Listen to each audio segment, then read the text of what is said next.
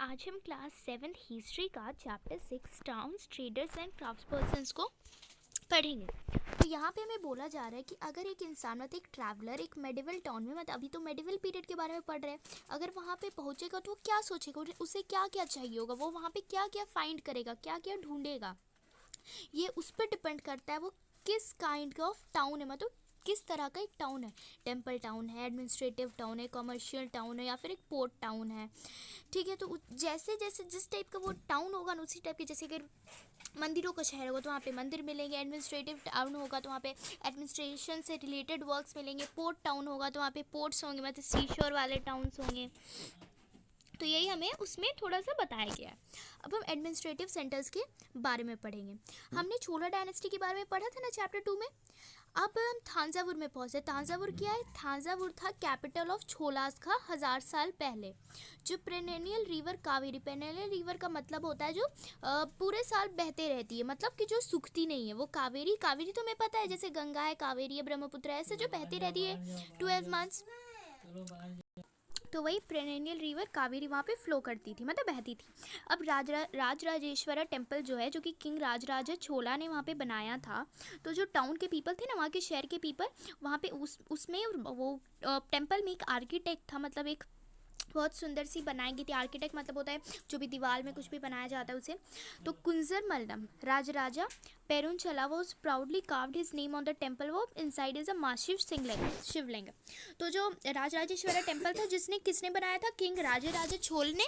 और जो टाउन के पीपल थे वो ना उसमें जो आर्किटेक्ट थे, मतलब उसमें जैसे बनाया गया तो उसमें जो नक्काशी की गई थी उससे बहुत ज़्यादा प्रेज करते थे, यार बहुत अच्छा है। और जो कुंजमन राजा पेरू थंचन थे, उसने अपने जो उन्होंने अपने नाम को एकदम काव कराया था, मतलब नाम को अपना गढ़वाया था दीवार में।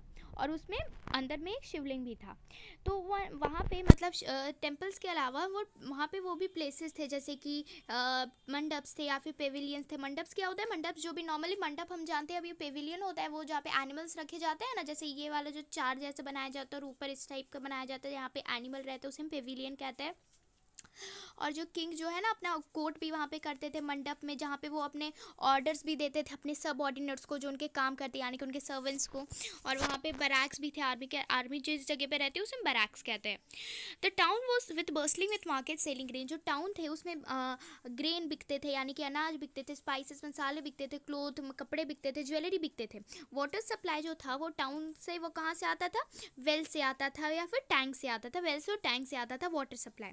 जो सलिया वीवर्स थे थांजावुर के और जो वहाँ के आसपास के टाउन के, वो वहाँ के आसपास मतलब थांजावुर के सलिया वीवर्स और कहाँ के उरियर के सरिया वीवर्स, वो प्रोड्यूस कर रहे थे क्लॉथ किसके लिए? फ्लैग्स के लिए, झंडों के लिए, जो कि टेम्पल के फेस्टिवल में यूज़ होने वाला था। जो फाइन कॉटन था किंग और नोबिलिटी के लिए, कोर्स कॉटन मतलब अच्छा वाला कॉटन किसके लिए? राजाओं के लिए। और नोबिलिटी मतलब प्रजा के लिए, मतलब थोड़ा सा कड़ा कॉटन। और जो सम डिस्टेंस अवे यहाँ पे स्वाभी मल्लाई पे दो स्थापित और स्ट्रक्चर्स आर मेड एक्विस्टिक bronze idols and tall ornamental bell and bell lamps. तो जो एक थोड़ा सा मतलब थांजावुर के थोड़ा सा दूर एक जगह है स्वाभी मल्लाई, जहाँ के स्थापतीस मतलब होते हैं स्कल्पचरस, मतलब जो स्कल्पचर बनाते हैं, वो एक एकदम सुंदर से ब्रॉन्ज का आइडल्स बनाते थे, यानी कि मूर्ति बनाते थे जो बड़े बड़े होते थे, उसमें ऑर्नामेंट पहनाए होते रहते थे, बहुत बहुत सुंदर, बहुत खूबसूरत मूर्तियाँ बनाया करते थे। अब हम बात करेंगे temple towns and pilgrimage centres के बारे में। थांजावुर भी एक टेम्पल टाउन है, वो एक एग्जाम्पल है टेम्पल टाउन का। जो टेम्पल टाउन है वो एक बहुत इंपॉर्टेंट पैटर्न रिप्रेजेंट करते हैं अर्बनाइजेशन का। अर्बनाइजेशन क्या होता है? The process by which cities develop, जो प्रोसेस जिससे जो शहर है जो है बसे है। टेम्पल्स को ना वो इकोनॉमी का भी मतलब पैसों का और जो वहाँ की सोसाइटी का भी एक सेंटर होता है, मतलब पैसे भी तो बहुत सारे टेम्पल से आते हैं। आप अभी भी किसी टेम्पल में जाते हो तो वहाँ पे दान देते हो ना, वैसे ही जो रूलर्स है वो टेम्पल्स बनाते थे अपनी डिवोशन को दिखाने के लिए, यानी कि अपनी श्रद्धा को दिखाने के लिए। बहुत सारे डीटीज मतलब भगवान, अपनी श्रद्धा को दिखाने के लिए बहुत सारे भगवान के लिए। और वो ना जो टेम्पल्स को ग्रांट्स ऑफ लैंड और मनी भी देते थे और कैरी आउट करते थे इलैबोरेट रिचुअल्स, मतलब लैंड भी देते थे यानी कि ज़मीनें भी देती थी, पैसे भी देती थी और बहुत सारे रिचुअल्स मतलब पूजा पाठ भी किए करते थे। Feed pilgrims and preach and celebrate festival. और पिलग्रिम्स मतलब होता है पिलग्रिम्स को खिलाया करते थे और पुजारियों को भी, प्रीच मतलब पुजारियों को भी खिलाया करते थे, मतलब खाना खिलाया करते थे और सेलिब्रेट करते थे फेस्टिवल्स। पिलग्रिम्स जो कि टेम्पल्स पे फ्लॉक करते थे वो भी डोनेशन। पिलग्रिम्स मतलब बेसिकली मतलब होता है जो लोग इधर से उधर तक जाते हैं, मतलब घूमते रहते हैं, मतलब जो घूमते हैं एक जगह से दूसरे जगह पे, उनको पिलग्रिम्स कहते हैं। जो पिलग्रिम्स ना डोनेशंस भी देते थे टेम्पल्स को।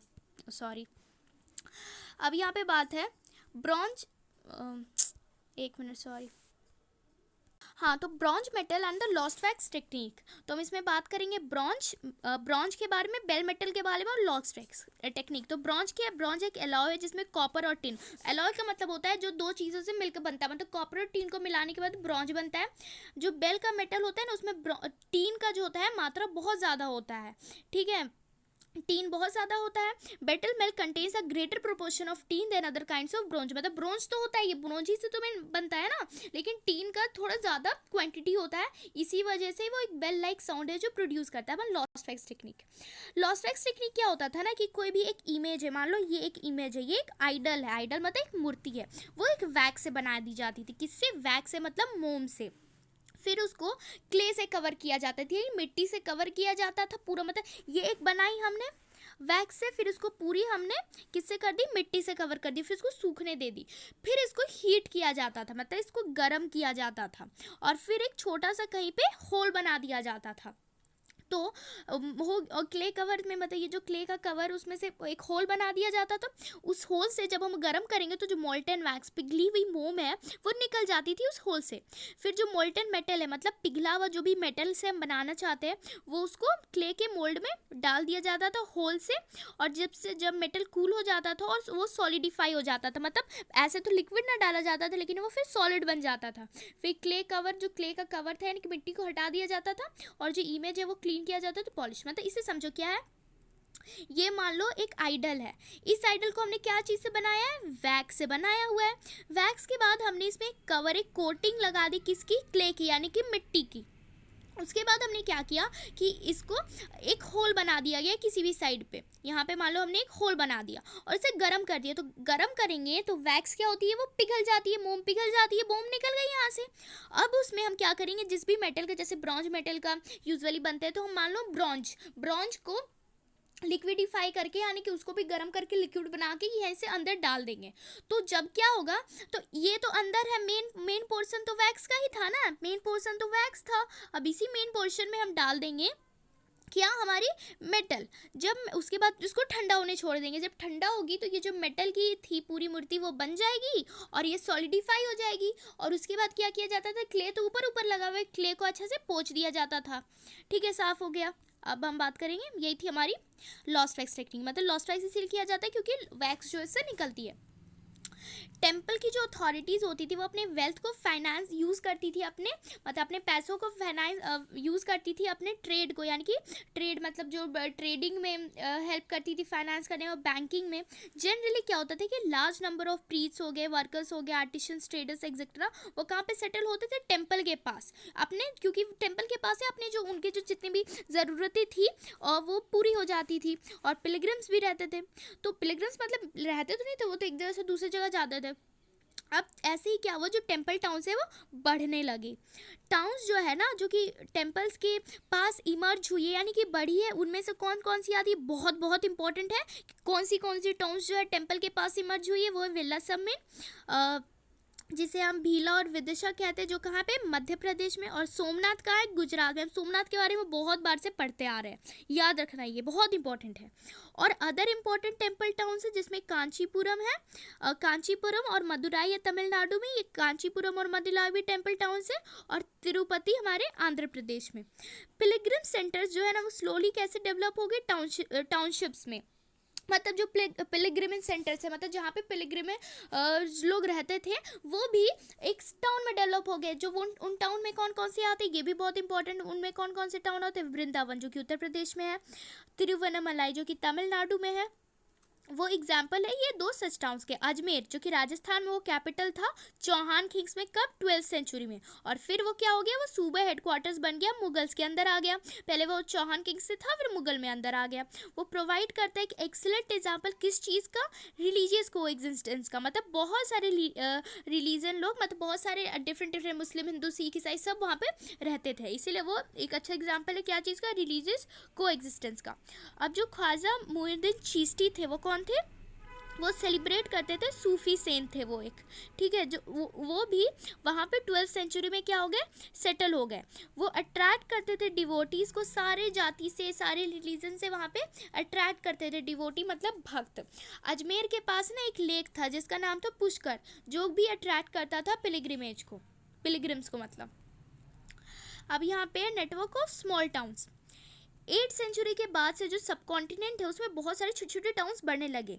ये फिर बड़े बड़े विलेज भी बन गई। उनमें यूजुअली एक मंडपिका होता था। मंडपिका मतलब जिसे हम मंडी कहते हैं, मंडी जहाँ पे सब्जी उब्जी बेची जाती है, जहाँ पे जो विलेजर्स होते थे वो अपने चीज़ों को लाते थे बेचने के लिए, और वहाँ पे मार्केट की स्ट्रीट्स होती थी। मतलब एक मार्केट है, वहाँ पे किनारे किनारे किनारे दुकान है ना, अभी भी होता है, उसे क्या कहते थे, हट्टा कहते थे। जैसे हाटवीर कहने लगे हम अभी भी कहीं किसी किसी जगह पे हाट कहते हैं ना, जहाँ पे पूरी शॉप्स बड़ी रहती थी। फिर वहाँ पे स्ट्रीट्स होता था। स्ट्रीट्स मतलब एक एक गली होती है अलग अलग पर्टिकुलर चीज़ के लिए। जैसे कि ये गली है, इसमें सिर्फ पॉटर्स है, यहाँ पे सिर्फ पॉटर्स बैठे। एक और गली है, यहाँ पे शुगर मेकर्स बैठे, वही बताया जा रहा है हमें। जहाँ पे एक एक स्ट्रीट्स होती थी different different kinds of artisans के लिए, जैसे कि पॉटर्स हो गए, ऑल प्रेसेस हो गए, sugar makers, toddy makers, Smith, stone masons etcetera.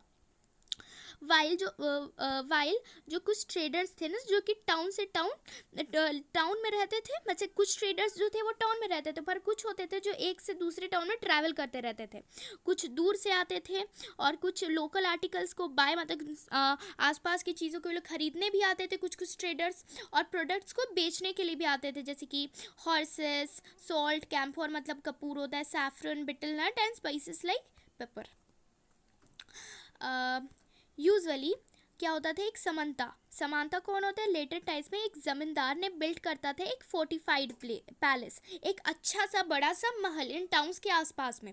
और वो क्या क्या चीज़ में क्या करता था, वो टैक्सेस लगाता था ट्रेडर्स में, आर्टिसंस में, आर्टिकल्स ऑफ ट्रेड में टैक्सेस लगाता था। फिर डोनेट करता था राइट को कि कलेक्ट करने के लिए टैक्सेस लोकल टेम्पल्स में, जो कि उन्होंने खुद से बनाए रहते थे। कौन बनाया रहता था उन टेम्पल्स को, बहुत वो रिच मर्चेंट्स, व्यापारी। ये जो राइट्स है वो रिकॉर्ड हुए इंस्क्रिप्शन में, जो अभी भी देखे जा सकते हैं।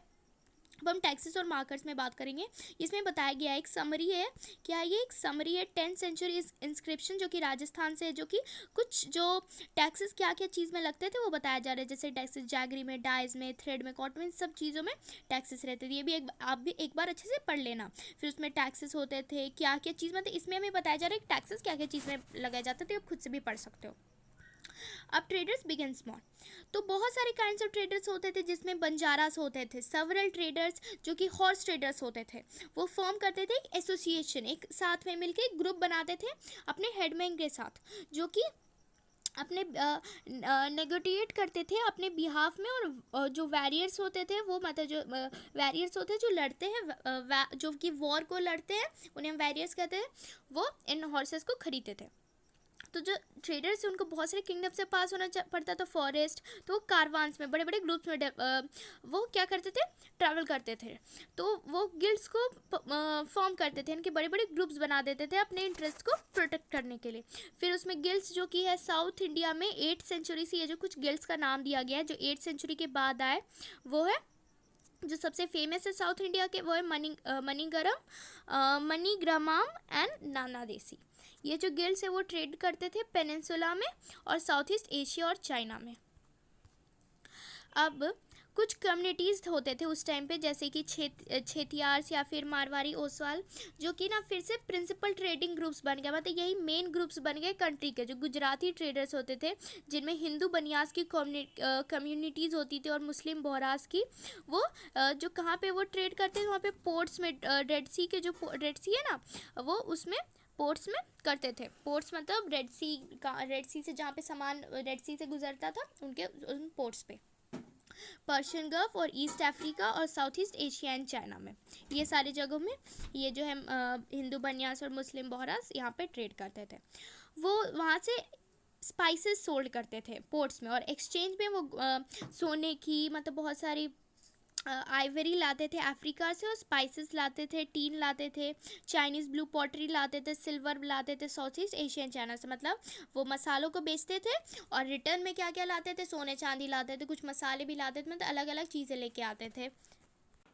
जो भी टाउन्स हुआ करते थे वेस्ट कोस्ट में, वो होम होते थे, घर होते थे अरब, पर्शियन, चाइनीज़, जेविश, वो घर हुआ करते थे। किनका किनका हुआ करते थे, अरब, पर्शियन, चाइनीज़, जेविश और सीरियन क्रिश्चियन ट्रेडर्स का। इंडियन के जो मसाले होते थे और क्लोथ्स होते थे वो रेड सी पोर्ट्स में बेचे जाते थे, जो कि इटालियन ट्रेडर्स उसको खरीदते थे। यानी कि इंडिया के मसाले हो गए, कपड़े हो गए, ये कहाँ पे बेचे जाते थे, रेड सी में। और ख़रीदता कौन था उन्हें, इटालियन ट्रेडर्स कहते थे, जो कि यूरोपियन मार्केट्स में बेच देते थे उसे, और बहुत ज़्यादा हाई प्रॉफिट्स में। जो स्पाइसेस जो कि ट्रॉपिकल क्लाइमेट्स में ग्रो होते थे, जैसे कि पेपर हो गया, cinnamon, nutmeg, dried ginger etcetera, वो एक इंपॉर्टेंट पार्ट बन गए थे यूरोपियन कुकिंग का। और कॉटन क्लॉथ भी बहुत ज़्यादा अट्रैक्टिव होते थे। तो जो है ये यूरोपियन ट्रेडर्स इसलिए इंडिया आने लगे। अब हम कैसे इसमें हम पढ़ेंगे कि कैसे जो ये काबुल जो है पढ़ेंगे इसमें कि कैसे जो है इंडिया ने फेस किया चेंज फेस किया ट्रेडिंग और टाउन्स में। सो काबुल के बारे में, which is rust mountains landscape, एकदम अच्छा सा माउंटेन वाला जगह है काबुल, जो कि अफगानिस्तान में वो एक पॉलिटिकली और कमर्शियल इंपॉर्टेंट बन गया 16th सेंचुरी के बाद से। काबुल और खंडहर जो है वो लिंक थे सिल्क रूट से, मतलब सिल्क रूट काबुल और खंडहर को मैच कराती थी। जो बेसाइड्स उसके अलावा जो ट्रेड हॉर्सेस थे वो कैरी करते थे इस रूट से। अब 17th सेंचुरी में जो जीन बैप्सी लेवेंडियर थे, एक डायमंड के मर्चेंट थे, उन्होंने एस्टिमेट किया कि जो हॉर्स ट्रेड होता है काबुल में उसका अमाउंट होता है 30,000 एनुअली, जो कि थोड़ा सा ज़्यादा पैसा था। मतलब अभी तो 30,000 उतनी कोई बड़ी वो नहीं है, मनी नहीं है, पर उस टाइम पे 18th सेंचुरी की हम बात कर रहे हैं, 8th सेंचुरी 18th सेंचुरी से इसमें बहुत ज़्यादा, 18th सेंचुरी की हम बात नहीं कर रहे हैं, हम 8th सेंचुरी की बात कर रहे हैं। इस टाइम बहुत ज़्यादा होती थी, मतलब 30,000 अभी के 3 करोड़ के, मतलब उस टाइम इतने भी हो सकती थी। कैमल्स जो है वो dried fruits, dates, carpet, silks और फ्रेश फ्रूट्स भी कैरी करते थे काबुल से दूसरे सब कॉन्टिनेंट में। स्लैब्स भी वहाँ से लाए जाते थे सेल के लिए।